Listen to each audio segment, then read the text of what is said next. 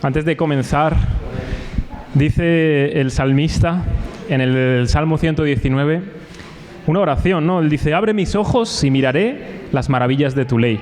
Pues vamos a orar para que el Señor abra nuestros ojos, si no es imposible contemplar las maravillas de su palabra. Señor, queremos pedirte que abras nuestros ojos, nuestro corazón, que todos los obstáculos que hay dentro de nosotros y fuera de nosotros, que son muy poderosos, no combatan, o al menos no venzan sobre nosotros y nos permitan ver las maravillas de tu palabra, podamos conocerte más y tú nos transformes por el poder de tu palabra y por el poder de tu Espíritu a la vez. Te lo rogamos, te lo pedimos, te lo suplicamos, clamamos a ti para que lo hagas realidad en el nombre de Jesús. Amén.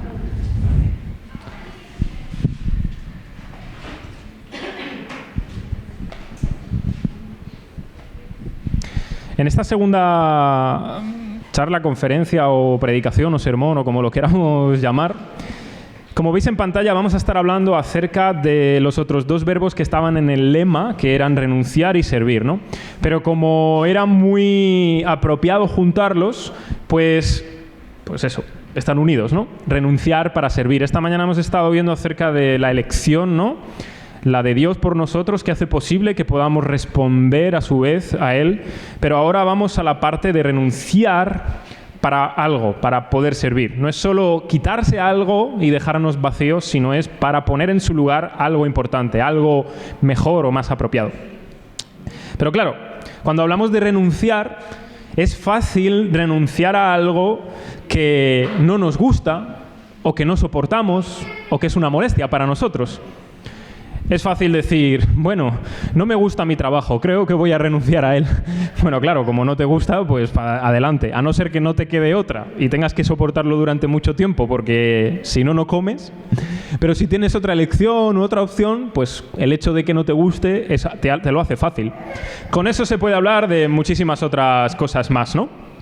Claro, hoy no vamos a estar hablando de renunciar a algo que no nos gusta, sino todo lo contrario, de renunciar a algo que amamos, algo que nos encanta, algo que disfrutamos, que llena nuestro corazón, pero que no debe estar ahí y que está ocupando un lugar que nos quita lo importante o lo esencial. Claro, como digo, el problema que tenemos realmente, ¿no?, es que aquellas cosas que están en el lugar en el que debería Dios estar, las amamos. Ese es principalmente nuestro problema. Deseamos, anhelamos, tenemos un fuerte arraigo a cosas o a personas que ocupan una parte importante de nuestra vida y sobre todo no solo una parte, sino están como en el primer puesto, ¿no?, de la tabla de la clasificación de nuestra vida, están ahí. Y las amamos, las queremos, las deseamos, las anhelamos. Tenemos el amor por ellas, como decía Agustín, un padre de la Iglesia, desordenado. Nuestros amores están desordenados. Lo que deberíamos amar primero está en el segundo, tercero, cuarto o incluso en el último lugar. Lo que deberíamos amar en segundo, tercer, cuarto lugar lo ponemos en el primero. Ese es entonces principalmente nuestro problema. Por tanto, renunciar no es tanto como decir, bueno, me disciplino mucho para no quererlo, me disciplino mucho para quitarlo de mi vida y ni lo voy a mirar. Claro, el problema está en que a lo mejor duras 1 o 2 días, pero otra vez vas a ir a por ello, porque lo amas, lo deseas, lo quieres. La buena noticia que tengo para nosotros en esta tarde es que el Evangelio, la buena noticia de Dios en Cristo Jesús, es que realmente lo que Dios ha hecho por nosotros, lo que Dios ha llevado a cabo al enviar a su Hijo a este mundo, precisamente, es hacer capaz de que esos amores que tenemos desordenados en nuestra vida ocupen el lugar que deben ocupar o que dejemos de amarlos para que en su lugar esté lo que debemos amar verdaderamente. Y yo creo que todos conocemos los 2 grandes mandamientos, ¿no? Amarás a Dios con todo tu corazón, con toda tu alma, con toda tu mente, con todas tus fuerzas, y a tu prójimo como a ti mismo. La ley se reduce a esto, al amor. Pero ninguno de nosotros ama a Dios, en primer lugar, ni a su prójimo como a sí mismo. Ahí está nuestro problema. Entonces, vamos a leer el texto en el que vamos a enfocarnos en esta tarde, que está en el último capítulo del libro de Josué, el capítulo 24.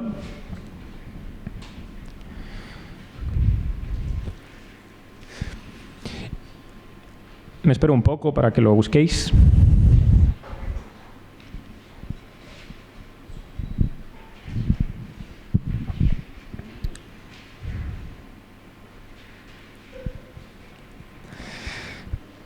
Dice así la palabra de Dios en este capítulo 24 del libro de Josué. Reunió Josué a todas las tribus de Israel en Siquem y llamó a los ancianos de Israel, sus príncipes, sus jueces y sus oficiales, y se presentaron delante de Dios. Y dijo Josué a todo el pueblo: así dice el Señor Dios de Israel: vuestros padres habitaron antiguamente al otro lado del río, esto es, Taré, padre de Abraham y de Nacor, y servían a dioses extraños. Y yo tomé a vuestro padre Abraham del otro lado del río y lo traje por toda la tierra de Canaán, y aumenté su descendencia y le di a Isaac. A Isaac le di a Jacob y a Esaú. Y a Esaú le di el monte de Seir para que lo poseyese, pero Jacob y sus hijos descendieron a Egipto. Y yo envié a Moisés y a Aarón y herí Egipto conforme a lo que hice en medio de él, y después os saqué. Saqué a vuestros padres de Egipto, y cuando llegaron al mar, los egipcios siguieron a vuestros padres hasta el mar Rojo con carros y caballería. Y cuando ellos clamaron al Señor, Él puso oscuridad entre vosotros y los egipcios, e hizo venir sobre ellos el mar, el cual los cubrió, y vuestros ojos vieron lo que hice en Egipto. Después estuvisteis muchos días en el desierto. Yo os introduje en la tierra de los amorreos que habitaban al otro lado del Jordán, los cuales pelearon contra vosotros. Mas yo los entregué en vuestras manos y poseísteis su tierra y los destruí delante de vosotros. Después se levantó Balac, hijo de Zippor, rey de los moabitas, y peleó contra Israel. Y envió a llamar a Balaam, hijo de Beor, para que os maldijese. Pero yo no quise escuchar a Balaam, por lo cual os bendijo repetidamente y os libré de sus manos. Pasasteis el Jordán y vinisteis a Jericó, y los moradores de Jericó pelearon contra vosotros, los amorreos, fereceos, cananeos, heteos, gergeseos, heveos y jebuseos, y yo los entregué en vuestras manos. Y envié delante de vosotros tábanos, los cuales los arrojaron de delante de vosotros, esto es, a los dos reyes de los amorreos, no con tu espada ni con tu arco. Y os di la tierra por la cual nada trabajasteis, y las ciudades que no edificasteis, en las cuales moráis, y de las viñas y olivares que no plantasteis, coméis. Ahora pues, temed al Señor y servidle con integridad y en verdad, y quitad de entre vosotros los dioses a los cuales sirvieron vuestros padres al otro lado del río y en Egipto, y servid al Señor. Y si mal os parece servir al Señor, escogeos hoy a quien sirváis, si a los dioses a quienes sirvieron vuestros padres cuando estuvieron al otro lado del río, o a los dioses de los amorreos en cuya tierra habitáis. Pero yo y mi casa serviremos al Señor. Entonces el pueblo respondió y dijo: nunca tal acontezca que dejemos al Señor para servir a otros dioses, porque el Señor, nuestro Dios, es el que nos sacó a nosotros y a nuestros padres de la tierra de Egipto, de la casa de servidumbre, el que ha hecho estas grandes señales y nos ha guardado por todo el camino por donde hemos andado y en todos los pueblos por entre los cuales pasamos. Y el Señor arrojó de delante de nosotros a todos los pueblos y al amorreo que habitaba en la tierra. Nosotros, pues, también serviremos al Señor, porque Él es nuestro Dios. Entonces Josué dijo al pueblo: no podréis servir a Dios, porque Él es Dios santo y Dios celoso. No sufrirá vuestras rebeliones y vuestros pecados. Si dejareis al Señor y sirviereis a dioses ajenos, Él se volverá y os hará mal, y os consumirá después que os ha hecho bien. El pueblo entonces dijo a Josué: no, sino que al Señor serviremos. Y Josué respondió al pueblo: vosotros sois testigos contra vosotros mismos de que habéis elegido al Señor para servirle. Y ellos respondieron: testigos somos. Quitad pues ahora los dioses ajenos que están entre vosotros e inclinad vuestro corazón al Señor, Dios de Israel. Y el pueblo respondió a Josué: al Señor nuestro Dios serviremos y a su voz obedeceremos.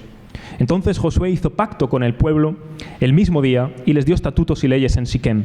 Y escribió Josué estas palabras en el libro de la ley de Dios, y tomando una gran piedra, la levantó allí debajo de la encina que estaba junto al santuario del Señor. Y dijo Josué a todo el pueblo: he aquí esta piedra nos servirá de testigo, porque ella ha oído todas las palabras que el Señor nos ha hablado. Será pues testigo contra vosotros, para que no mintáis contra vuestro Dios. Y envió Josué al pueblo, cada uno a su posesión. Hasta aquí vamos a meditar en esta tarde. Lo primero que quiero hablar, lo primero que va a salir en pantalla, ¿no?, es acerca de este Dios de gracia que contemplamos en esta escritura, ¿no?, en esta porción de este texto. Fijaos que lo primero que hace Josué no es empezar... Sí, por favor. Lo primero que hace Josué no es empezar a darles normas, leyes, o a decirles tenéis que hacer esto y lo otro. Lo primero que hace Josué es: Oye, ¿sabéis lo que Dios ha hecho por vosotros? Y empieza la historia desde el principio. Dios tomó a vuestros primeros padres, que encima nada tenían que ver con Él, estaban al otro lado del río, eran idólatras, pero Él los escogió, los trajo hacia aquí, yo les di a conocer mi nombre, de allí yo di una promesa, salieron tantos y tantos, ¿no?, como las estrellas que hay en el cielo. Y toda esa historia, ¿no?, de Dios con su pueblo. Porque yo no sé si lo sabíais, supongo que sí, claro. La Biblia no es tanto un libro de normas morales. Hay normas, hay leyes. Claro, nadie lo quita, ¿no? Cuando llegas a un sitio, a una parte de la Escritura, como los 10 mandamientos, pues dime tú, ¿qué es eso? Pero principalmente la Biblia es una historia. Es una historia de Dios salvándonos. Y desde el Génesis hasta el Apocalipsis es una historia. Es una historia en la cual Dios está una y otra vez, incansablemente, podríamos decir como terco, pero en el buen sentido, una y otra vez hacia nosotros. Pecamos contra Él, pero otra vez Él se empeña en venir a salvarnos. Y así una y otra vez, hasta el final, cuando dice que estaremos con Él en el cielo, ¿no? Este es nuestro Dios, un Dios que se empeña una y otra vez en salvarnos, en no darnos por perdidos, hasta el día en que estemos con Él. Esto es lo primero que tenemos que ver en primer lugar. Hay veces que nos reunimos como iglesia, nos reunimos como pueblo de Dios o en un grupito, y lo primero que empezamos a hablar es, bueno, ¿y qué tenemos que hacer para Dios? Espera, para el carro. ¿Qué ha hecho Dios por ti? Eso es lo primero y principal. O luego le responderemos, ¿pero qué ha hecho Dios por ti? Eso es lo importante. Porque si Dios no ha hecho nada por nosotros, entonces nosotros ten por cuenta que no vamos a hacer tampoco nada, porque no lo buscamos ni le queremos. Pero como digo, esta historia, la historia del pueblo de Dios, es una que Dios ha comenzado, Dios desarrolla y Dios termina. Dice, yo escogí a vuestros primeros padres, es decir, empezó el pueblo de Dios siendo Él quien los escogió. A Taré, a Nacor, a Abraham. ¿Y luego qué pasó? Siguió desarrollando la historia. Yo a Abraham le di a Isaac, en él tenía una promesa, fuisteis a Egipto, os saqué de allí, os traje a esta tierra, pasasteis por el desierto. Va desarrollando toda la historia. Pero ¿qué dice el texto todo el tiempo? Es Dios quien está hablando. Dice, yo hice esto, yo os saqué, yo os llevé, yo peleé contra vuestros enemigos, no fue vuestra espada ni vuestro arco el que los destruyó.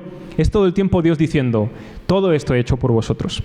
Hasta que finalmente llegamos hacia lo último, ¿no? Hasta este momento, ¿no?, en el que llegan a la tierra prometida.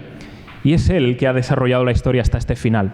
Esta era la promesa, por fin se estaba cumpliendo, por fin habían llegado a la tierra. Ahora solo debían conquistarla, solo debían ir a cada territorio. Dios había cumplido su palabra. Y esto es otra cosa que aprendemos también hoy, que Dios es un fiel cumplidor de todas sus promesas. Dios puede tardar en cumplir sus promesas según nuestra perspectiva, pero Él cumple toda su palabra. No hay palabra que Dios haya dicho que Él llegue el momento que diga, bueno, aquí dije demasiado, me retracto. Eso no lo hace Dios. Si Dios dice, haré esto, lo hará y tenlo por cuenta que lo hará. A lo mejor ni siquiera tú lo ves, pero lo hará. Abraham no vio la tierra conquistada.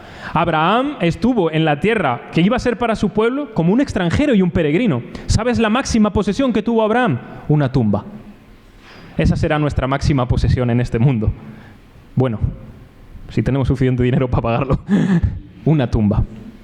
Pero hay un cielo nuevo y una tierra nueva donde Jesús ha prometido que será nuestra. De aquellos que ponen en Él su confianza. Bienaventurados los mansos, porque ellos recibirán la tierra por heredad. Eso es lo que recibiremos. Por tanto, hay algo mejor que una tierra prometida como la que había para esta gente, étnicamente hablando. Hay una tierra mejor que la que hoy día llamamos Palestina. Se llama la nueva tierra, la Jerusalén del cielo. Esa es la tierra a la que nosotros queremos ir. Y mientras tanto estamos como peregrinos. ¿Nosotros veremos eso? Sí. No sé si lo veremos transformados en un momento que Jesús venga por nosotros o si será tras nuestra muerte. Pero Dios cumplirá esta palabra. El que cree en mí vivirá. Aunque esté muerto, vivirá. Fijaos, estamos hablando de un Dios de gracia. ¿Y en qué cosas veo yo la gracia de Dios con este pueblo? En varias. Y de hecho, podemos aplicarlas no solo al pueblo de Israel, sino a nosotros mismos. Fijaos, la gracia de Dios lo veo en primer lugar en la elección. Y eso es con su pueblo y con nosotros, que somos su pueblo. ¿A quién escogió Dios? A quien quiso. a Taré, a Abraham, a Nacor. Estos son la gente que él eligió. ¿Por qué los eligió? Porque sí, es que no hay otra respuesta. No sé si te gusta o no, pero no tengo otra respuesta. ¿Eran los mejores? Pues probablemente no. De hecho, eran idólatras. Adoraban otros dioses. Lo dice aquí. Y sin embargo, Dios dijo, bueno, se acabó. Ya dejaréis de adorar a otros dioses. Ahora me vais a conocer a mí. Y Él los escogió. La elección de Dios es por gracia. Si nosotros hoy creemos en Dios, si podemos confesar a Jesús como el Señor, no es porque somos mejores, ni más inteligentes, ni más morales que nadie. Es porque Dios nos ha enseñado quién es Él. Nos ha mostrado su gracia y su gloria. Ha abierto nuestros ojos para verlo. Él nos ha escogido, dice, desde antes de la fundación del mundo, para que fuésemos santos y sin mancha delante de Él. En segundo lugar, veo la gracia de Dios en medio del pecado de aquellos que Él ha elegido. Porque, ¿qué dice? Eran idólatras, es decir, adoraban otros dioses. Este es principalmente uno de los mayores, o raíz más bien, de todos los pecados. Porque si tú adoras a otro que no es Dios, a partir de ahí todo se desvía. Es decir, si no adoras al Dios verdadero, ¿para qué vives? No sé para qué, pero para Dios no. Será para otro Dios, para otro ídolo, para otra cosa, pero no para Dios. Entonces, si no adoras al Dios verdadero, te desenvuelves en otro tipo de vida que no es la que Dios desea, ¿no? Aún así Dios los elige y los escoge por gracia, aunque sean idólatras, aunque tengan otros dioses. En tercer lugar, veo la gracia de Dios en la bendición que otorgó a su pueblo. En este caso, la cosa específica fue que aumentó la descendencia de su pueblo. Empezó con Nacor, empezó con Taré, empezó con Abraham, pero de repente empieza a haber más hijos y más hijos y más hijos y más hijos, hasta que llegan a Egipto y ya son un pueblo bastante formado, aunque no son muchos los que descienden allí, porque desciende Jacob con sus hijos, pero cuando pasan los años y cuando Dios libera al pueblo de Egipto, eran una multitud.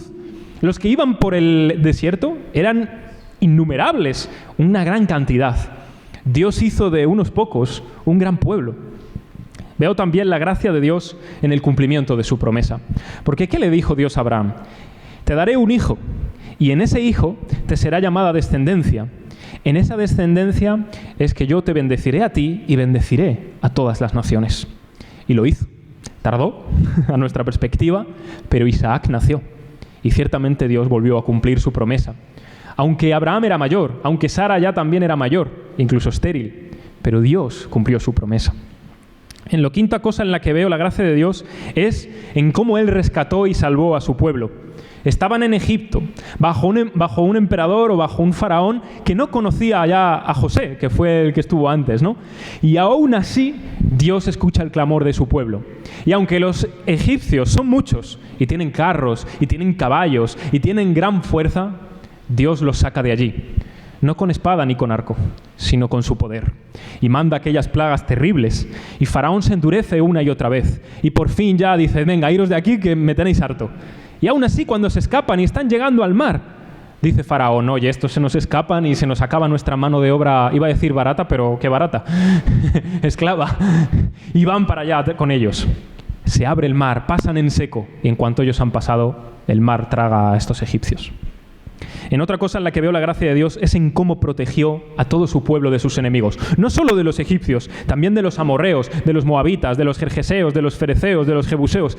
Todos los enemigos que había a su alrededor, Dios los destruye. Dios les da el poder para vencerlos y no pueden contra ellos, a pesar de que son más o tienen más armas o todas las cosas que podríamos decir. En otra de las cosas en las que veo la gracia de Dios es en el cuidado que tuvo por ellos. ¿Cuántos días estuvieron en el desierto? ¿Días? Estuvieron años en el desierto. ¿Y qué dice? ¿No se envejeció vuestra ropa? ¿No os faltó comida? Aquí estáis, después de 40 años. Yo os he cuidado. Yo he estado con vosotros todo este tiempo. Y en último lugar, ¿en qué veo la gracia de Dios? En sus dones, en las cosas que les dio. Dice, habéis entrado a una tierra que vosotros no conseguisteis por vuestra propia mano. Ahora habitáis ciudades que vosotros no edificasteis. Coméis de las viñas que no plantasteis. Por tanto, todo lo que tenéis os lo he dado por gracia. Todas estas cosas son verdad no solo para Israel hace 4.000 años, son verdad para nosotros.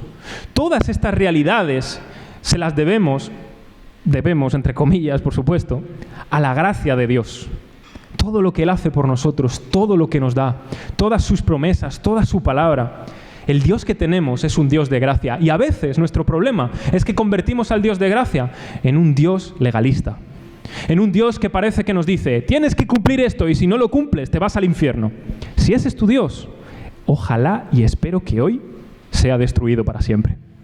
Porque nunca podremos con ese Dios. Ese Dios nos destruirá irremediablemente.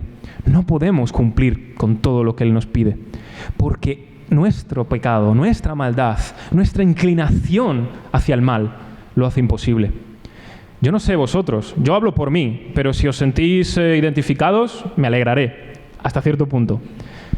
Yo me despierto por la mañana y no pasa ni una hora y ya puedo hacer un recuento de algunos cuantos pecados que he cometido. Imagínate si Dios fuera un Dios que me está exigiendo todo el tiempo llegar a este estándar y yo cuando me levanto por la mañana estoy aquí y de ahí no paso. Entonces, ¿qué me espera? Me espera la ruina, me espera la perdición, me espera un infierno y con toda justicia. Pero Dios se ha manifestado a nosotros como un Dios de gracia. No como un Dios que es transigente y dice, mi ley no sirve para nada, la tiramos por la ventana. No, eso no. Pero es un Dios que ha cumplido con la justicia que tú y yo no podemos cumplir. ¿Cómo lo ha hecho? Ha enviado a su Hijo a este mundo. Y Él ha cumplido la justicia de Dios. Y no solo eso, ha tomado esa justicia y ha dicho, toma, para vosotros, podéis estar delante de mí porque la justicia de mi Hijo es vuestra y vuestro pecado ha sido suyo. Por eso es que podemos presentarnos ante Dios, porque en su gracia nos ha justificado. Pero no me quiero adelantar. Lo segundo que quiero que meditemos es acerca de aquellos dioses a los que servimos. Porque aquel Taré, aquel Nacor, aquel Abraham que vivían al otro lado del río, dice que servían a otros dioses que no eran el Dios verdadero. Entonces, ¿a qué servían? La Biblia llama a aquellos dioses que no son dioses en realidad, que son falsos, pero que no tienen que ver con el Señor de los ejércitos, con el Jehová, con el Yahvé, como queramos llamarlo, lo llama ídolos. Y los ídolos básicamente son un sustituto, pero malo, es un sucedáneo. Es algo que parece ser lo mismo que Dios, pero no lo es. Es algo o alguien que ponemos en el lugar de Dios, pero que no es Dios. No nos puede dar lo que Dios nos da. No podemos pedirle lo que le podemos pedir a Dios, porque nunca jamás podrá cumplirlo por nosotros. Por tanto, los ídolos, y lamentablemente nos damos mucho a ellos, son pobres, son malos, pero consiguen todo nuestro corazón, los amamos. Esta mañana estábamos hablando acerca de eso, ¿no? En el devocional. Ponemos ídolos que son, pues, a veces muy sencillos, entre comillas, ¿no? Puede ser una mejor vida, el dinero, la ropa, pero eso todo son dioses falsos. ¿Por qué? Porque creemos que ellos nos van a dar la plenitud, la satisfacción, el sentido de la vida. Y en verdad nunca nos lo dan, más bien nos van quitando más y más y más y más, y nos dejan más pobres, más desnudos, más ciegos, más torpes de lo que estábamos antes. Los ídolos, en nuestro caso al menos, son muy elaborados. O al menos yo, viviendo en esta parte del mundo, en Occidente o en España, me doy cuenta de que son muy elaborados. Porque, bueno, iba a decir que los hemos dejado, pero no es verdad. Todavía hay ídolos de talla, de fundición, estatuas. Pero hemos elaborado ciertos ídolos mucho más sutiles, ¿no? Que no tienen a lo mejor esa forma de estatua o de imagen que erigimos, aunque los hay, y en otras partes del mundo todavía pues sí se siguen dando más fuerte este tipo de ídolos, ¿no? ¿Cuál es el problema entonces de los ídolos? Creemos que nos darán aquello que queremos, pero nunca satisfacen nuestros deseos. ¿Qué ídolos podríamos estar considerando en esta tarde para ponerlo un poco más en la práctica o para asentarlo un poco más en nuestra vida diaria? Voy a hablar algunos de ellos, pero la lista que voy a dar no es exhaustiva, es decir, podríamos sacar de aquí 40.000 ídolos, ¿no? Juan Calvino, el teólogo de la Reforma, decía que el corazón del hombre es un taller, es una fábrica de ídolos. O sea que tenemos uno para cada ocasión, para cada momento o incluso para cada minuto de nuestra vida, ¿no? Pero, por ejemplo, algunos ídolos que se me ocurren, uno de los más notables, es el dinero y las posesiones. Ese es un gran ídolo. Pensamos que el dinero, las posesiones materiales, nos darán cierta satisfacción. Cuando consiga esto, cuando por fin tenga esto que me falta me deja estar me hace que esté un poco todavía como triste, decaído. Quiero alcanzar eso, quiero lograrlo. El día que lo logre, entonces sí estaré satisfecho. Entonces sí estaré feliz. Me falta dinero, quisiera comprar esto, quisiera comprar lo otro, ojalá tuviera más dinero. Si tuviera más, si llegas a punto, entonces sí, podré tener tal casa, o podré tener tal coche, o podré, a veces lo escondemos con cosas bonitas, como, o podré ayudar más a la iglesia. Sí, claro, seguro que sí. Bueno, a lo mejor algunos sí. Pero sea como sea, nos ocurre, ¿no? Nos pasa. También le damos como toques piadosos. A ver si así el Señor nos oye más. Señor, hazme rico, pero para darlo a la iglesia, no te preocupes. Otro ídolo que se me ocurre es el éxito y el poder. Cuando alcanzamos cierto estatus, cierto nivel, cierta influencia... No te estoy hablando de que vayamos a ser presidente del gobierno, ¿no? Pero que si alguno de vosotros aquí algún día llega a ser presidente del gobierno, espero que se acuerde de nosotros. Sea como sea, todos llegamos a cierto nivel de influencia o de poder, ya sea mayor o menor medida. Aunque simplemente tu influencia o tu poder sea tu propia casa o tu propio hogar o familia, ya es bastante, créeme. Pero el problema es que cuando lo convertimos en un ídolo, eso se convierte en algo que no es para servir a los demás, es para servirnos a nosotros mismos. Es porque así nos enorgullecemos, tenemos el poder, tenemos la influencia. Gracias a mi estatus puedo llegar a esto y a lo otro, puedo conseguir esto y lo otro, ¿no? Estoy pleno, estoy satisfecho. ¿Has visto? Voy por la calle y la gente me ve y sabe quién soy, me conoce y puedo conseguir ciertas cosas que otros no pueden conseguir porque no son nadie. Otro ídolo que se me ocurre es el del trabajo. Un ídolo, por cierto, que casi nunca consideramos que es un ídolo, pero lo es. Cuando le dedicamos toda nuestra vida al trabajo, cuando pensamos que por más trabajar, mejor. Porque el trabajo duro es importante, porque con el trabajo duro se consiguen las cosas. Y tras una fachada de buena, de buen argumento, lo que se esconde es la satisfacción por medio del trabajo, la plenitud por medio del trabajo, lo que yo puedo lograr y conseguir por medio de mi trabajo, lo que yo puedo obtener, lo que yo puedo alcanzar. Y al final te das cuenta de que tu trabajo no te sirve. Tú le estás sirviendo a él. Y te está quitando tu vida, te está quitando tu tiempo. Y bueno, el dinero no, porque lo ganas, pero bueno, no, ¿en qué te lo gastas? No lo sé, porque si no tienes vida para otra cosa que para trabajar. Pero el trabajo se convierte también muchas veces, ¿no? Cuando no vemos otro sentido en la vida, ponemos toda nuestra plenitud en el trabajo. Hasta tal punto que nos dicen, bueno, y cuéntame de ti, ¿no? ¿Quién eres o qué haces? Ah, mira, pues me llamo tal y trabajo en esto. Como si fuera ya nuestra primera identidad, ¿no? Como si eso fuera lo que somos en la vida, lo que trabajamos. Lo que trabajamos no es lo que somos, gracias.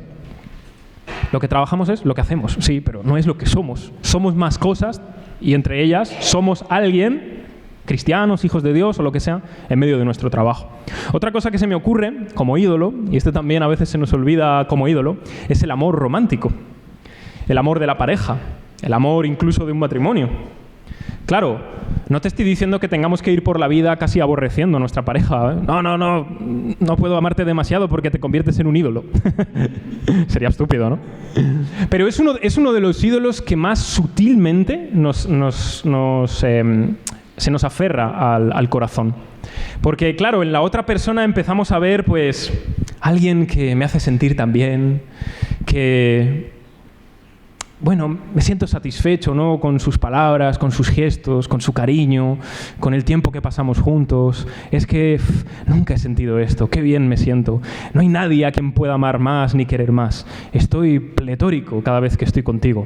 Bueno, luego pasan 3 o 4 años y ya se te pasó, pero lo que te quiero decir es que si tú pones en eso tu confianza, en primer lugar, que cuando pasen 3 o 4 años se te va a ir la tontería. En segundo lugar, que cuando pasen 3 o 4 años vas a conocer mejor a la persona y vas a decir, ¿y esto yo cómo no lo veía antes? Entonces, te vas a desengañar realmente de lo que es la otra persona. Eso no quiere decir que le demos una patada amistosa y lo tiremos afuera, ¿no? Porque nos va a pasar con cualquier persona. Y no solo eso, es que a la otra persona le va a pasar contigo. A ver si te piensas que tú eres increíble. Entonces... con el amor romántico pasa mucho esto. Vemos una gran exaltación a la persona amada, en la idea y el ideal. Casi, a veces en las canciones románticas utilizan expresiones casi que parece que se las podrías cantar a Dios, ¿no? Es decir, eres mi vida entera, te adoro, eres, yo qué sé, el sentido de mi existencia. Joder, macho, pues te estás pasando un rato, ¿eh? Pero bueno, pasa, ocurre y nos puede pasar. Junto a esto, junto al amor romántico, también entra la familia. La familia se puede convertir en un ídolo también. Los hijos, la familia extendida, los padres, los hermanos, ellos se pueden convertir en tanto sentido para nuestra vida que como nos falte, ya no sabemos qué ocurre. Se muere uno, se acabó, ya mi vida es un sinsentido. ¿Qué soy yo sin mi familia? Pues tengo que decirte algo que me lo digo a mí mismo y es duro. Algún día tu familia se irá de este mundo. Aquellos que tienes ahora se marcharán. ¿Y qué harás en ese día? No serás nadie ya. Aquellos que van después de ti, también te perderán a ti un día. Entonces, ahí pones todo tu sentido, toda tu existencia. Las cosas se pierden. Y además, lo hemos hablado y lo estamos hablando en estas conferencias, la familia, pues no es perfecta. También nos defrauda. También nosotros defraudamos a nuestros familiares. Por tanto, nos damos cuenta de que al final no nos dan la plenitud. Otro ídolo muy interesante, que este sí que yo lucho mucho con él, aunque no lo parezca, es el del control. El querer tener control. Y claro, la cosa es que el control se puede ir por muchas ramas. A lo mejor quieres tener el control de las situaciones, o quieres tener el control de las personas, o quieres tener el control de tu propia vida. Entonces el control se puede ramificar, digamos. Pero querer tener en la mano, digamos, el mando, el cetro de cómo las cosas surgen y son y suceden, eso también es un ídolo. Y hacemos rituales para que el control nos sea dado, aunque no lo parezca, ¿eh? Hacemos rituales de algún modo. Lo que pasa es que son rituales sutiles, escondidos a lo largo de la vida, ya sea pues engañarnos a nosotros mismos y decir, no, esto no va a pasar porque... y te montas ahí tu película de Hollywood digna de Netflix y luego pues vete tú a saber qué es lo que pasa, ¿no? Otro ídolo, y con este termino dentro de los ídolos, pero ahí puede haber muchos más, es el de la comodidad. Ese es un gran ídolo en el mundo occidental.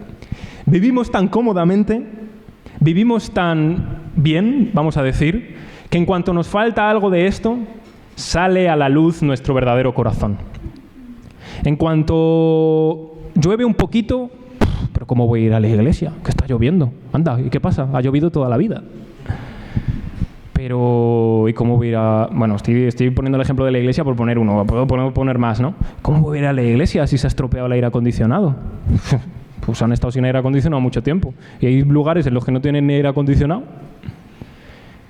Son tonterías. Y hablo de la iglesia como puede ser cualquier otra cosa. También puede ser en nuestra casa o todo esto, ¿no? Está bien, ¿no? Hasta cierto punto las comodidades. Todos preferimos dormir en un colchón antes que en el suelo. Vale. Todos preferimos tener un baño antes que un agujero. En fin, son comodidades buenas. Si las podemos tener, están bien. Pero cuando depende tanto nuestra vida, o sin ir más lejos, el lunes pasado, de repente estamos sin luz y pues nada, que no sabemos qué hay que hacer. ¿Qué hacemos? Al menos salimos a la calle porque como todavía era de día. Pero ¿y ahora qué hacemos? Es que no sabemos hacer nada. No puedo hacer nada, no me va el móvil, no tengo internet. Pues nada, pues aquí esperando. Y ahí se demostró que uno de nuestros ídolos es la comodidad, ¿no? Las grandes cosas que tenemos. Nadie dice que la electricidad sea mala, pero ¿cuánto dependemos de las cosas tan simples de la vida, verdad? Por tanto, estos son algunos ídolos, pero yo, para que vosotros meditéis en esto, os hago algunas preguntas para que vosotros mismos las tengáis para identificar ídolos en vuestra propia vida. Muy práctico. Las preguntas que debéis haceros para saber cuáles son vuestros propios ídolos personalmente es: ¿qué es aquello que tengo miedo de que ocurra o de que pierda y que si ocurre me va a parecer que se me cae el mundo y todo es un sinsentido? Si te haces esta pregunta y la respondes honestamente, la respuesta que vas a obtener es un ídolo. Es un falso Dios al que tú estás amando más que a Dios mismo. ¿A qué amas tú más que lo que amas a Dios? Eso es un ídolo.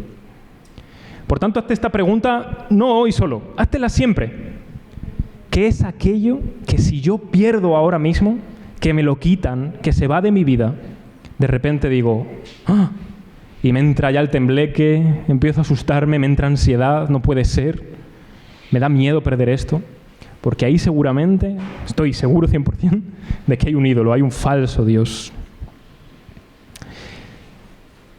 Ahora bien, ¿por qué hablo de esto? Espera, dame un segundo. Porque de lo que estamos hablando es de renunciar para servir. ¿A qué tenemos que renunciar entonces en esta tarde y para siempre? A nuestros falsos dioses. Eso es a lo que tenemos que renunciar. Porque tenemos muchos y amamos a muchos falsos dioses. Tenemos que renunciar a ellos. Cuando Josué llega aquí a este punto y les cuenta la historia de lo que Dios ha hecho, solo después de mostrarles el Dios de gracia que se ha manifestado a ellos, les dice: ahora pues, precisamente porque el Dios vivo y verdadero ha hecho esto por vosotros, ahora temedle y servidle. No temáis ni serváis a los dioses de vuestros padres, que estuvieron al otro lado del río. No sirváis ni temáis a los dioses de los amorreos que habitan en la tierra que ahora habitáis vosotros, porque ellos no son los verdaderos dioses que os darán lo que queréis. Esos tenéis que renunciar. Quitadlos de vosotros, eliminadlos, echadlos al fuego y temed solo a Dios. Por tanto, nuestros ídolos, sean los que sean, tan sutiles como son, tomémoslos y renunciemos a ellos. Mirémoslos a la cara y digámosles: no eres Dios. No puedes darme lo que yo necesito. No puedes darme la vida, la plenitud de mi existencia. No puedes realmente salvarme. Fuera contigo. Eso es a lo que hay que renunciar. Eso es a lo que hay que dejar de servir. Hay que servir al Señor. Pero claro, esto de servir, ¿no? Ahora sí puedes poner el tercero. También tiene sus problemas. Porque como veis ahí en pantalla, lo primero con lo que empiezo con ese título es el engaño de servirse a uno mismo. Pero bueno, Jesús, ¿tú no ibas a hablar de servir a Dios? Sí, pero es que tengo que empezar antes por los problemas que tenemos, que son muchos. Fijaos que una de las cosas que ocurren cuando renunciamos a nuestros falsos ídolos, cuando tomamos nuestros dioses falsos y les decimos: a la basura, ahora sirvo a Dios, eso te crees. Porque has llevado toda una vida acostumbrado a servir a otra cosa o a otra persona que no era Dios. Entonces a ver si tú crees que es tan fácil como decir: venga, a partir de ahora ya todo está bien. Ya te gustaría. Y me gustaría. El problema que principalmente tenemos es que cuando empezamos a servir, ¿no? Cuando decimos vamos a servir a Dios, es que muchas veces lo que ocurre es que nos servimos y nos amamos a nosotros mismos. Hemos dicho fuera con todos los ídolos y se nos ha olvidado que el peor ídolo lo llevamos dentro. Se llama nosotros. Y empezamos a servirnos y a amarnos a nosotros mismos sutilmente. Por ejemplo, empezamos a hacer cosas para los demás o para la iglesia. Y bueno, pues que todo parece bonito, ¿no? Madre mía, este hermano es ejemplar, ¿eh? ¿Cómo se le ocurra? Y a lo mejor dentro de nuestro corazón escondemos motivaciones ocultas, ¿no? Como podría ser: es que si no lo hago, a ver qué dicen de mí. Claro, es que... Y si doy la cara encima y van a estar aquí mirándome y no recojo la mesa o no pongo la comida o yo qué sé, lo que se te ocurra. A ver qué van a decir de mí. Entonces, ¿a quién estás sirviendo? A ti mismo. Te estás sirviendo a tu propio orgullo. Estás sirviendo a tu imagen. ¿Por qué lo hago? Porque hablan mal de mí. Porque me van a criticar. Otro de los problemas que ocurre cuando nos servimos a nosotros mismos pensando que servimos a Dios, ¿no? Es que a veces lo hacemos solamente para aliviar nuestra propia conciencia, es decir, para sentirnos como satisfechos, como para redimirnos a nosotros mismos, para justificarnos a nosotros mismos. Y esto sucede, da igual que seas creyente o que no seas creyente, ocurre en todos lados, ¿no? Cuando hay una catástrofe y todo el mundo se vuelca a ayudar, qué bonito todo. Ya, pero no estoy diciendo que no estén ayudando de verdad, ni estoy menospreciando sus ayudas, nada de eso, ¿eh? Pero estoy seguro que tanto ellos como nosotros nos ha pasado alguna vez, estamos justificándonos. Bueno, no soy perfecto, pero tampoco soy tan malo como otros, ¿no? ¿Has visto? Hago cosas buenas, ayudo, hago labores de ayuda social, voy a por los que están afligidos y desamparados en el mundo. Bueno, para algo contará, ¿no? Si hay un Dios, supongo que pesará estas acciones en la balanza y a lo mejor sirven. Eso es justicia propia. Es decir, es llegar delante de Dios y decirle: hola, ¿has visto cuántas cosas buenas he hecho? ¿Cuánto pesan? ¿Está bien? ¿Puedo entrar al cielo? Llena si quieres tu cartera de acciones buenas, que el día que te presentes delante de Dios, de ellas no van a servir para que se abran las puertas del cielo. No van a servir. No, la cerradura de las puertas del cielo no tiene forma de nuestras buenas obras, aunque se nos exigen y se nos piden, pero la cerradura no tiene esa forma. La cerradura tiene otra forma y solo la abre uno y se llama Cristo Jesús. Él tiene las llaves. El problema entonces, ¿no? La continua rueda de hámster en la que estamos inmersos es que somos nuestra persona favorita. Estamos encantados de conocernos a nosotros mismos. O sea, es decir, nosotros nos levantamos por la mañana y nos damos la mano a nosotros mismos. Encantado. Qué feliz estoy de conocerte. Nos queremos tanto. Hoy día la gente dice que el problema es que no nos amamos. No sé, yo veo a la gente y se ama muchísimo. Al menos yo miro mi propio corazón y mi primer problema es que me amo demasiado. Es que me amo más que lo que amo a mi prójimo. Y esto lo estoy diciendo, si queréis verlo así, como una confesión de pecado pública. Me amo más a mí que os amo a vosotros, y me avergüenzo de eso. Quisiera amaros más a vosotros de lo que me amo a mí, pero no es verdad. Estoy seguro de que en la prueba, en la hora de la verdad, seguramente en mi corazón y en mi mente, lo primero que pasará es a ver cómo salvo yo mi pellejo. Y ya si eso, salvo el vuestro. Creo que esa no es la actitud correcta. No digo ser un kamikaze, ala, pues me tiro ahí y que me explote. No, pero estoy seguro. Hablo por mí y si os sentís identificados, como decía antes, me alegro hasta cierto punto. Nos pasa esto. Nos amamos más a nosotros que lo que amamos a los demás y, por supuesto, de lo que amamos a Dios mismo, ¿no? El problema de estos pecados ocultos es eso, que no los conocemos, que no los reconocemos, no los sabemos. Examíname, oh Dios, y prueba si hay en mí un camino de maldad. Esa es una oración que deberíamos hacer constantemente, porque el Señor sabe lo que hay dentro de nosotros. Y eso, si nosotros acudimos a su gracia, no es un problema. Otra cosa es que nosotros queramos justificarnos a nosotros mismos y le digamos a Dios, pruébame. Y entonces vas a salir muy mal de ese juicio. Pero si tú dices, hay algo mal en mí, estoy completamente seguro. Dios, examíname y conoce mi corazón. Prueba si hay en mí un camino de maldad y guíame por el camino eterno. Entonces eso no será un problema, será un beneficio para nosotros. Dios nos mostrará los pecados que nos son ocultos. Y aun si no nos los mostrara, si nos humillamos ante Él y nos arrepentimos, Él es fiel y justo para perdonarnos y limpiarnos de toda nuestra maldad. ¿Quién podrá entender sus propios errores? Líbrame de los que me son ocultos. ¿Qué ocurre cuando nos servimos a nosotros mismos y no a Dios? Nos frustramos porque no podemos alcanzar verdaderamente a cumplir con la imagen, con el estatus que queremos llevar a cabo. Hay mucha actividad porque hacemos muchas cosas, pero no hay fruto. Has hecho muchas cosas, sí, pero sigues siendo igual de impaciente, sigues siendo igual de poco amoroso, sigues siendo poco compasivo. Entonces, ¿para qué haces tantas cosas? Sería mejor que no hicieras nada, o que hicieras muy poco, pero que tu fruto fuera mucho. Nos ocurre también que llevamos una vida pública maravillosa, pero en privado somos otra persona. Y lo que una persona es en privado, eso es lo que es en realidad, no lo que muestra al público. Es lo que es en el secreto. Porque lo que es fuera, bueno, es fácil engañar a la gente durante mucho tiempo además. Pero a Dios no lo puedes engañar. Y será una vergüenza para ti, ¿no? Que el día de mañana estés delante de Dios con todos aquellos a los que engañaste y Dios diga, esta es tu vida. ¡Wow! Tierra, trágame, y no te tragará la tierra. Entonces, un problema. Otra de las cosas que sucede cuando nos servimos a nosotros mismos es que nos llenamos de orgullo, de justicia propia, por las cosas que hacemos, por las cosas que logramos, que conseguimos. Y la verdad, esto es una carga tan pesada. Tener que llevar frustración, actividad, una vida hipócrita, orgullo, honestamente, pesa tanto. Soportar todo esto durante tantos días, ocultarlo, es horroroso. ¿Quién quiere vivir así? Yo no quiero vivir así. O sea, prefiero, si soy un hipócrita, confesarlo lo antes posible y quitarme eso de en medio, que seguir aguantando y soportando mi hipocresía, porque cada vez me va a generar aquí en la mente una sensación peor, ¿no? Y no voy a poder al final con ella. Voy a explotar tarde o temprano. El penúltimo punto que quiero tratar antes del final, sí, si lo puedes poner, por favor.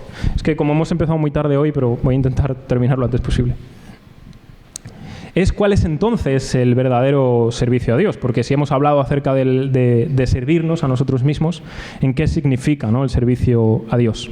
Bueno, esto lo sabemos, es una frase pues muy típica, ¿no? Pero servimos a Dios no solo en lo que hacemos en la iglesia, no solo los domingos, no solo cuando hay una reunión eclesial, ¿no?, como puede ser ahora, ¿no?, por ejemplo. Servir a Dios es mucho más que eso. Porque de hecho, si servir a Dios solo fuera ir el domingo a la iglesia y hacer algo, pues pobre de nosotros entonces. Primero, porque es solo un día a la semana para un Dios que se merece todo. Segundo, porque a veces, a lo mejor, pues no nos toca hacer nada especial en ese domingo, simplemente recibir la palabra o lo que sea, ¿no? Entonces, servir a Dios es mucho más que eso. Servir a Dios es más que asistir a un culto, o que escuchar la palabra, o predicarla, o lo que sea, ¿no? ¿Cómo podéis servir a Dios? ¿Cómo podemos servir a Dios en medio de nuestra vida, ¿no? Porque dice la Escritura, todo lo que hagáis, hacedlo de corazón como para el Señor y no para los hombres. Por tanto, si todo lo que hagáis es para el Señor, eso implica cualquier cosa, hasta comerte un yogur. Y parece una tontería, pero hasta eso tú lo puedes hacer de corazón para el Señor. Sí, es verdad, tú te lo puedes comer para el Señor, porque puedes comértelo y olvidarte de Él o decir, Dios mío, cómo estoy disfrutando este yogur. Qué rico está, te alabo, qué bueno eres, qué bendición. Por ejemplo. Sí, es verdad. Y cuando empecemos a pensar de esa manera, veremos la vida, toda una vida como un culto al Señor, ¿no? Como un servicio a Él. Hasta las cosas más pequeñas y las más grandes son un servicio para Él. Por ejemplo, todos vosotros, o la mayoría, tenéis un trabajo.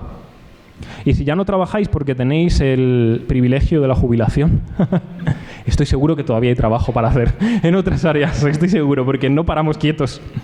Por ejemplo, en el trabajo es una forma buena en la que podemos servir al Señor. ¿Cómo podemos servir al Señor en nuestro trabajo? No sé si hay una anécdota, no sé si conocéis, una anécdota muy famosa acerca de Lutero, ¿no? Que en una ocasión un zapatero se acercó a él y le dijo, oye, ¿y yo cómo puedo hacer un trabajo para Dios, ¿no? Es decir, me refiero, ¿cómo puedo servir a Dios en medio de mi trabajo?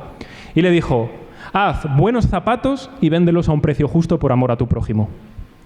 Y así, sentenció para siempre.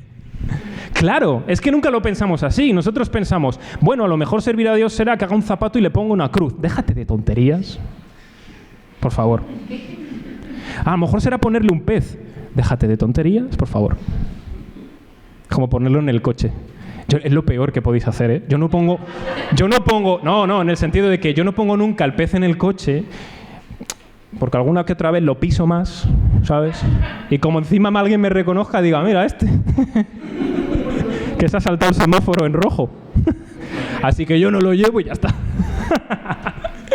Bueno, si lo queréis llevarlo, no pasa nada. Pero os reconoceré. Y no os diré nada, porque diré, yo hago lo mismo. Bueno, eso lo dejamos al lado. Por tanto, esa fue una buena respuesta y puede servir para nosotros también, ¿no? A veces pensamos, bueno, es que si esta tarde no le hablo a alguien del Evangelio en mi trabajo, ya no he hecho un buen trabajo. Tranquilo, hombre. Tranquilo.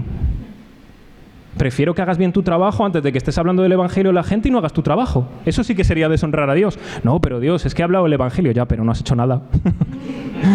O sea, está tu jefe echándote la bronca porque que no has hecho nada. O sea, que está todo igual como antes. Para eso hubieras trabajado y por lo menos hubiera sido un buen servicio. A Dios y a tu prójimo. Claro, ahí están las cosas, ¿no? También podemos servir a Dios en nuestra casa. Bueno, es que deberíamos servir a Dios en nuestra casa, ¿no? Al hacer incluso las tareas más sencillas y más cotidianas podemos servir al Señor. Ahora, esto así como así no sale. No sale. Porque a mí, por ejemplo, nunca se me ocurre limpiar el baño para servir a Dios. A mí no se me ocurre. ¿Que debería? Pues a lo mejor, pero no se me ocurre. Me arrepiento en polvo y ceniza. Pero bueno, eso como cualquier otra cosa, como si es hacer la comida, o como si es limpiar algo, o como si simplemente es invitar a alguna persona a tu casa y tratarlo con hospitalidad, ¿no? Tu hogar es un lugar donde puedes servir a Dios. Hay otra cosa, por cierto, en la que servimos muy bien a Dios, y en esto sí que yo creo que es muy práctico, es cuando perdonamos a los nuestros. Si tú no perdonas ni a los de tu propia familia, ¿a quién vas a perdonar? En el hogar, en la casa, es donde más problemas nos encontramos al final, donde más discusiones hay. ¿Por qué? Porque nos conocemos. Yo te conozco a ti y tú a mí, y me sé todos tus puntos débiles y tú los míos. A ver quién gana. Y nos pegamos ahí si hace falta y nos tiramos de todo. Claro, si seguimos así y las peleas o las discusiones continúan, pues tarde o temprano aquello no sé por dónde va a salir, pero saldrá. No hay mejor cosa que podamos hacer, y esto cuesta la vida, pero la vida, porque nos humilla, es reconocer, lo he hecho mal, me he portado mal, he pecado contra ti, perdóname. Pero decir eso, y todos vosotros estoy seguro que habéis tenido ocasiones en las que os habéis sentido mal y habéis pedido perdón, no sé por qué, por la gracia de Dios, porque otra cosa, al menos hablo por mí. Se siente mal, ¿eh? O sea, se siente como que te están dando una punzada en el corazón y te estás abriendo en canal. Tener que reconocer que lo has hecho mal. A veces usamos justificaciones. Bueno, te pido perdón porque he hecho esto, pero... es que es por esto. Bueno, ya lo has estropeado. Ya estás justificándote, ¿no? Perdonarse es muy difícil. De hecho, es imposible. Si Dios no nos transforma en su gracia. Perdonándoos unos a otros, como Cristo os perdonó a vosotros. Eso es tremendamente complicado. Es imposible, de hecho, a menos que la gracia de Dios esté en el corazón. Podemos también servir a Dios en nuestras relaciones personales. Ya no solo con la familia, con los amigos, ¿no? Con los compañeros de trabajo. ¿Cómo los tratamos? ¿Cómo los consideramos? ¿Cómo hablamos con ellos? ¿Qué hacemos por ellos? ¿Los amamos? Es que claro, se nos llena la boca muy rápido. Sí, yo amor al prójimo, o sea, yo lo tengo por lema. Ya, muy bien. Pues vale. A la hora de la verdad no es así. Porque las enseñanzas que nosotros hemos recibido de Jesús, ¿quién negará que son preciosas? Son bonitas, son maravillosas. Ojalá las pudiéramos cumplir todos los días. Pero el mundo sigue bastante mal, porque no las cumplimos. Porque es muy difícil para nosotros. Incluso podemos servir a Dios cuando descansamos, ¿no? O cuando usamos nuestro tiempo de una forma razonable y buena. La verdad, en esto yo tengo que confesar que peco mucho contra Dios, porque a veces estoy solamente perdiendo el tiempo, ¿no? Estoy ahí mirando el móvil, en scroll infinito, y empieza a pasar cosas. Y la verdad es que cuanto más pasa, más enganchado estoy. He llegado a puntos que me dice, cargar más. O sea, ya ni me lo carga. Ya me dice, ya elígelo tú porque ya estoy cansado.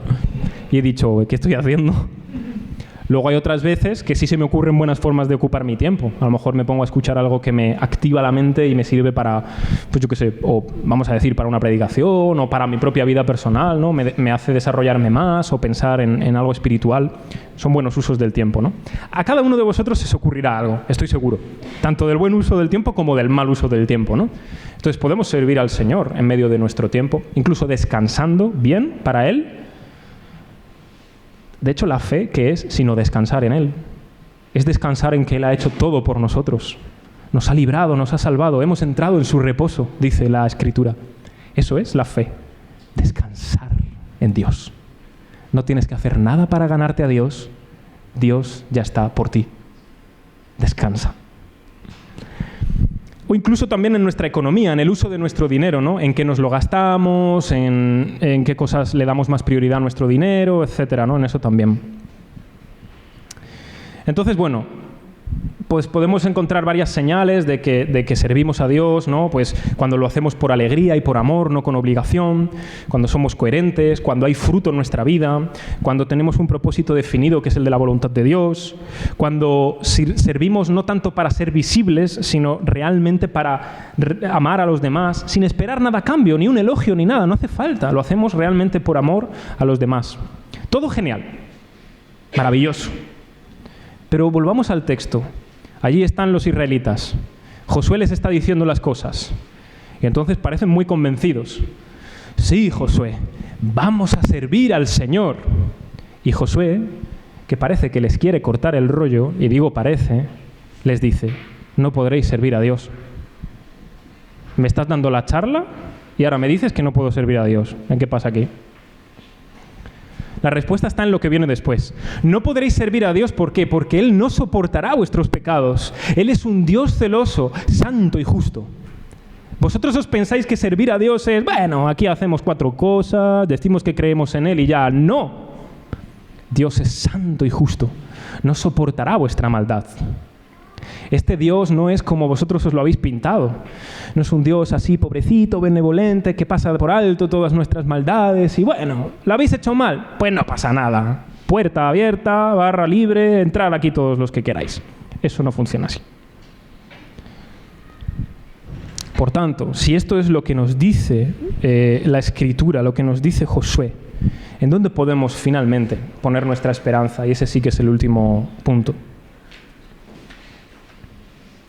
Nuestra esperanza está, como pongo ahí, en el Dios sirviente que vence a todos nuestros ídolos. Dios es un Dios vivo. Dios es un Dios verdadero y no tiene nada que ver con los falsos dioses. En el Deuteronomio, aunque no lo vamos a leer ahora, hay una confesión que Israel hace que dice: nuestra roca no es como la roca de ellos. La roca de ellos, allí los ha abandonado y los ha dejado, porque nosotros los hemos destruido. Pero nuestra roca está con nosotros. Nuestra roca ha vencido. Nuestra roca está por nosotros para siempre. Él nos apoya, Él nos ayuda, Él nos fortalece y nos da su gracia. Él es el que nos salva. No podemos al final renunciar a los ídolos si no conocemos quién es Dios. El apóstol Juan en su primera carta termina diciendo que Jesús, dice, es el verdadero Dios y la vida eterna. Y a continuación dice: hijitos, guardaos de los ídolos. Porque todo aquel Dios que no es el que se nos ha manifestado en Jesús es un ídolo. Si queremos conocer quién es Dios en plenitud, no hace falta más que mirar a Cristo Jesús y lo que Él ha hecho por nosotros. Él es la verdadera imagen de Dios. Todo lo demás son ídolos. ¿Y qué es lo que este Dios en Cristo Jesús ha hecho por nosotros? Ha triunfado sobre todos nuestros ídolos. Los ha vencido, los ha destruido en la cruz. Porque no sé si os acordáis, cuando Jesús está en el desierto y llevaba ya mucho tiempo sin comer, sin tomar nada, allí se aparece, como decía un queridísimo profesor mío, el del tridente. Y el del tridente, sí. Y el de los cuernos también. Eso decía mi antiguo profesor. Y allí se aparece, ¿no? Y le dice a Jesús varias cosas. Pero una de las que le dice, una de las tentaciones con las que le ataca a Jesús, fue la idolatría. O sea, Jesús sufrió la tentación de la idolatría. No pecó como un idólatra, pero sufrió la tentación de la idolatría. Porque allí Satanás le muestra todos los reinos de la tierra, los cuales le pertenecen a su Dios y Padre, no a Satanás. Y le dice: ¿ves esto? Todo esto te daré si te postras y me adoras. Es decir, si me reconoces como Dios. ¿Y cuál fue la respuesta de Jesús? No hay otra que la palabra del Señor. Y no podemos vencer de otra forma. Escrito está: al Señor tu Dios adorarás y a Él solo servirás. Y así es como Jesús venció la tentación de la idolatría. Jesús sabía quién era su Dios y su Padre. Y dijo: tú no me puedes dar a mí esto. Mi Padre me da a mí esto. Todos los reinos del mundo me pertenecen, pero no me los vas a dar tú. Me los da mi Padre. Y como Jesús triunfó y ganó todos los reinos del mundo, y por tanto el reino de nuestro corazón también, lo hizo humillándose hasta la muerte. Él sirvió a su Dios yendo hasta la cruz. No había otra manera. Él se humilló hasta ese punto. Jesús no tenía ningún ídolo en su vida al que rendirse. Mi propia vida, mi éxito, mi poder. No, Jesús todo eso lo tenía, vamos a decirlo, por basura, con tal de servir a su Dios, a su Padre, y hacer la voluntad de su Padre. Ese fue su único afán toda la vida, hasta tal punto que él llegará a decir: el Hijo del Hombre no vino para ser servido, sino para servir. ¿Y cómo sirvió? Para dar su vida en rescate por muchos. Y esa palabra, rescatar, significa pagar. Él pagó el precio de lo que nosotros no podíamos pagar. El precio que tú y yo tenemos que pagar y no podemos se llama morir. La muerte es la paga de nuestro pecado. La muerte no solo física, es la muerte para estar siempre lejos de Dios, separados de Dios. El horror del infierno por toda la eternidad. Pero Jesús va a esa cruz y dice: yo lo soportaré, yo pagaré, yo llevaré este castigo, yo sufriré ese desamparo, y en la cruz clamará y gritará: Dios mío, ¿por qué me has desamparado? ese momento, ese en concreto, es el crucial para todos nosotros. Cuando Cristo Jesús sirvió a nuestras vidas hasta el punto de derramar toda su sangre por nosotros. Él no fue tacaño con esto. Él dio toda su vida. Aquel que no merecía sufrir y morir como un pecador, murió como un pecador, aunque no lo era, porque Él estaba llevando sobre sí mismo toda nuestra maldad. Y a su cambio nos estaba ofreciendo y dando toda su justicia, para que podamos estar delante de Dios. Él nos sirvió a nosotros para que ahora nosotros, si tenemos fe en Él, le podamos servir. No servir a Dios para ganar ningún favor de parte de Él. Él ya nos ha favorecido. Jesús nos sirvió para que ahora nosotros podamos servir a Dios con amor, para que lo podamos hacer en medio de toda nuestra vida. Y aunque fracasemos, aunque todavía luchemos contra nuestros ídolos, aunque todavía nos levantemos cada mañana y digamos, Señor, yo no te amo más de lo que me amo a mí mismo. Sin embargo, automáticamente nuestros ojos y nuestro corazón van a aquel que sí amó a Dios encima de todas las cosas, a Cristo Jesús. Jesús amó a su Dios por encima de todo, por eso fue a la cruz. Porque la voluntad de Dios era, hijo mío, ve a esta cruz y muere por estos pecadores. Sufre lo que ellos se merecen.